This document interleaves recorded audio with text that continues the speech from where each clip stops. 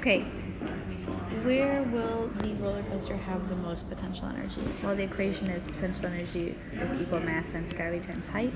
So it would have the most potential energy at A. Okay. Where will it have the most kinetic energy? Well, the potential energy is going to turn into kinetic energy as the cart goes rolling down. So we would expect, as long as there's no friction or air resistance, which I think it says there isn't, we would expect the kinetic energy to be the highest at A, B, and F. So now, if the kinetic energy, or if there was friction, where would there be the least kinetic energy? Well, if there was none, again, these guys would all be the same. But as you moved along, friction would do negative work. So F would have the least kinetic energy.